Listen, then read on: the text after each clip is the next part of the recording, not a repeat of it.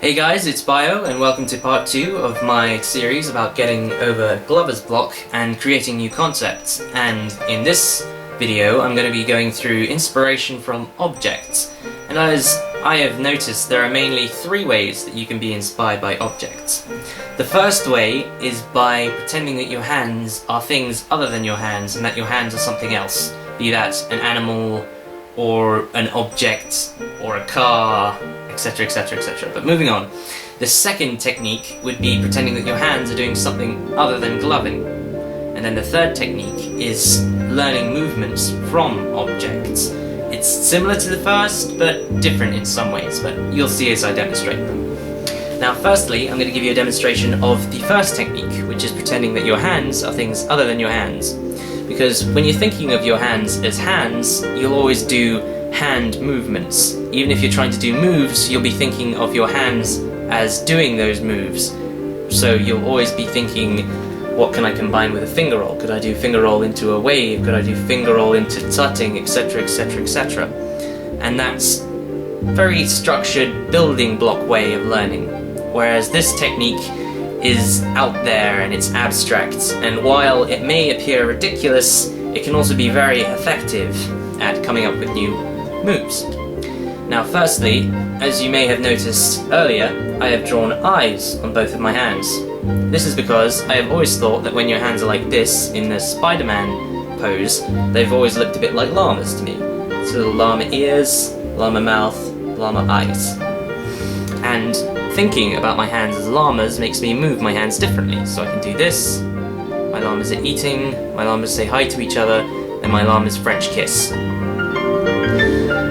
And making my llama's French kiss is a bit of a ridiculous thing, but it does allow me to come up with a new concept, which is like this. And then you twist them again, and while a bit ridiculous while my hands are llamas, if I put gloves on and did something like this,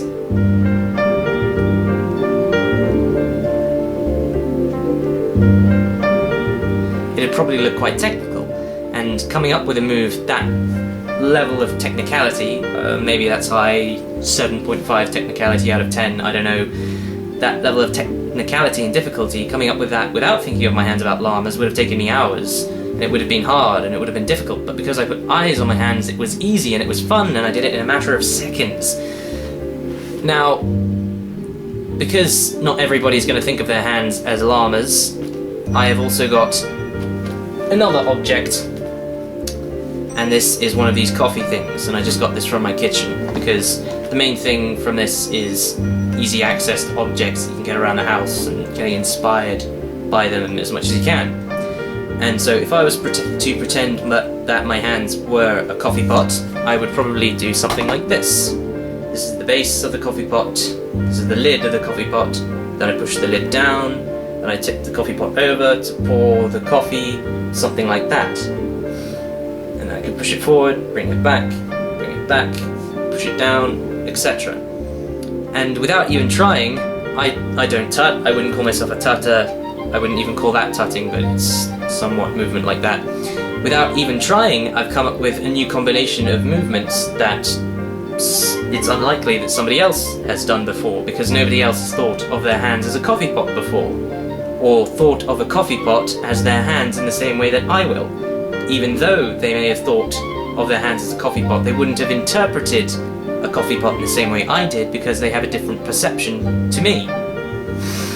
And a coffee pot is still quite an advanced and ridiculous object, and so I am going to move to a simple ball. If I was to pretend that my hands were a ball, I would first think about what the ball is.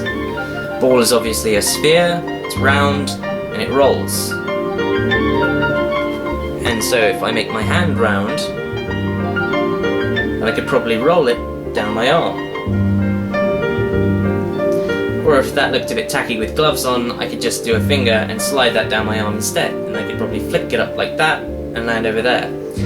And it is unlikely as I said earlier, that any other glover has done that before, because it's equally unlikely that a glover would have done something as ridiculous as pretending their right hand was a ball and their left hand was a plank, although that is more likely than pretending their hands were a coffee pot, if you catch my drift. And then the second technique is pretending that your hands are doing something other than gloving, because if you're thinking of your hands as doing gloving, you'll be stuck to the same old moves that you've always done, but not necessarily just slight variations of those same old moves. So if you really want to spark some creativity, you can pretend that your hands are doing something other than gloving, like this cheese grater I found.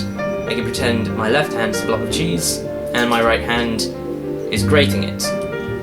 So if I was to do this, I could do something like, I don't know, something like that. Or if I played a musical instrument, I could pretend I was playing a flute. I don't know, maybe not the most useful of the three techniques, but swiftly moving on to the third. The third technique is observing objects and learning from their movements. And for this, I'm going to use a pen. Oh, can you see the table? And I'm going to drop the pen on the table.